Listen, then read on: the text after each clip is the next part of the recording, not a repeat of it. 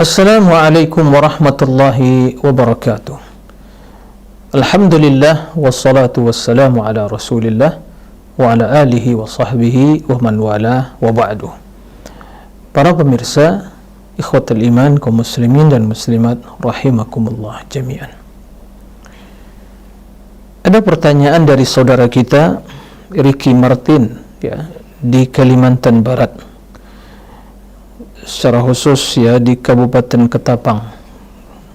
Pertanyaannya, apa pendapat Ustadz tentang banyaknya orang di zaman sekarang ini banyaknya orang di zaman sekarang ini yang berbicara tentang agama padahal ia bukan Ustadz, dan apa pendapat Ustadz tentang orang yang menyebut orang lain dengan sebutan Ustadz padahal ia bukan Ustadz? Syukran, barakallahu fiik Ricky Martin, semoga Allah senantiasa memberkahi hidup kita semua. Tidak diragukan bahwa agama adalah agama Allah, dan syariat Islam adalah syariat yang diturunkan oleh Allah, yang diwahyukan oleh Allah kepada nabinya, kemudian nabinya menyampaikan kepada sahabatnya, sahabat mewariskan ilmu tersebut pada generasi setelah mereka. Begitu turun-temurun berdasarkan Al-Quran dan hadis. Sehingga orang yang berbicara tentang agama seolah-olah dia itu sedang memberikan catatan atau tanda tangan, menandatangani sesuatu untuk disetujui atas nama Allah dan Rasulnya. Maka orang-orang yang berbicara tentang agama adalah orang yang sedang mewakili Allah dan Rasulnya dalam menjelaskan syariat dan agama yang dicintai oleh Allah. Maka tidak diragukan, barang siapa yang berbicara tanpa ilmu alias hanya berlandaskan kejahilan dan semangat belaka, maka sungguh dia telah terjerumus ke dalam dosa besar yang Allah gandengkan dengan dosa kesyirikan. Wa an tusyriku billahi ma lam yunazzil bihi sultana wa an taqulu 'ala Allahi ma la ta'lamun. Itu termasuk yang diharamkan oleh Allah Subhanahu wa taala, kamu berbuat syirik kepada Allah kemudian berbicara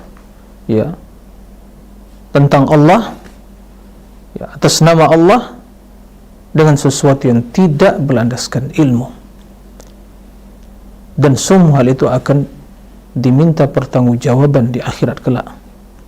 Allah Subhanahu wa taala menjelaskan, wala taqfu ma laysa laka bihi ilmun inna as-sam'a wal basara wal fuada kullu ulaika kana anhu mas'ula.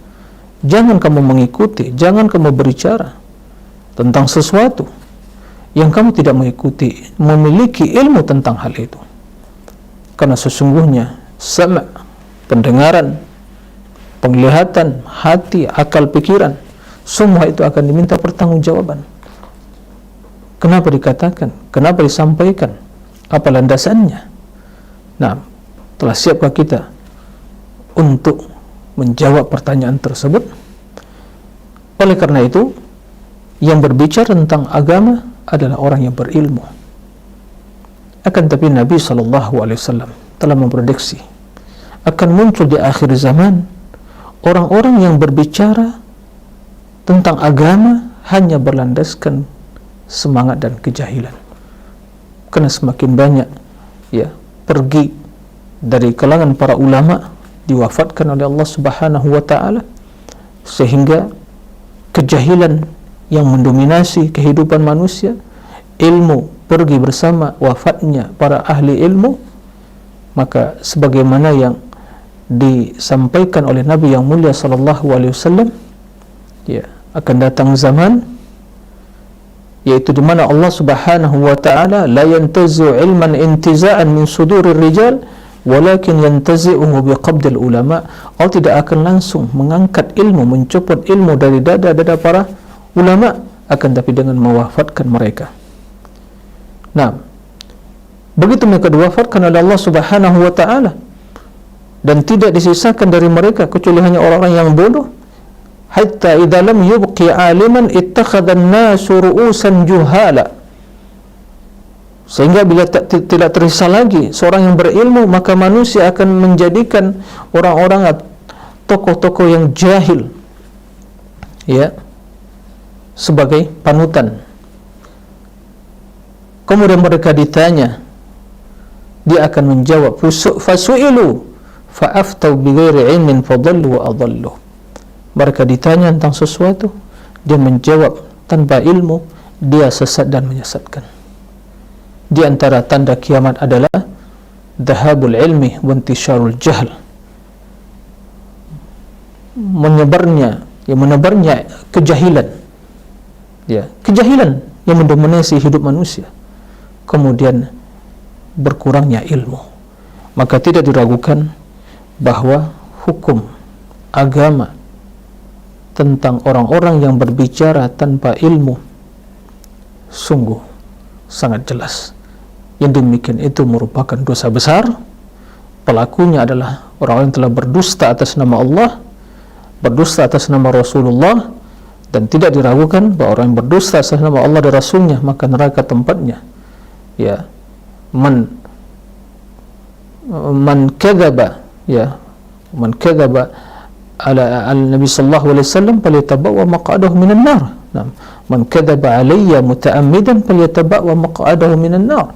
Barang siapa yang sengaja berdusta atas namaku, kata Nabi sallallahu alaihi wasallam, maka dia telah mempersiapkan tempat duduknya di dalam neraka. Nah, oleh kerana itu jelas ini perbuatan yang haram, ya, perbuatan yang haram. Berbicara, ya, tentang agama Allah hanya bermodalkan semangat tanpa ilmu.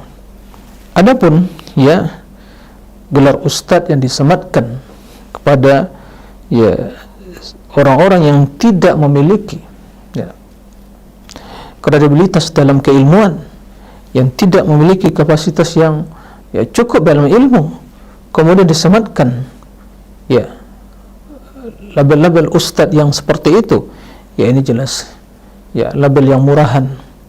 Bisa jadi dikatakan, ya, ini label yang karbitan. Maka apa yang terjadi? Ya, muncul berbagai fatwa-fatwa yang aneh dan nyeleneh yang menyesatkan umat. Maka setiap orang disesatkan dengan fatwa-fatwa dari orang-orang yang tidak memiliki ilmu, maka dia akan menanggung dosa dari kesesatan tersebut dan juga dosa orang-orang yang mengikutinya dalam kesesatan tersebut. Ya, na'udzubillah min dzalik. Semoga Allah Subhanahu wa taala memperbaiki urusan kita dan memberikan, ya, rezeki ilmu yang cukup dan yang benar kepada kita semua, sehingga kita bisa mengetahui mana yang halal, mana yang haram, mana yang baik, mana yang jelek, mana yang tauhid, mana yang syirik, mana yang sunnah, dan mana yang bid'ah, mana ketaatan dan mana maksiat, sehingga kita bisa selamat dunia dan akhirat. Demikian, wallahu a'lam.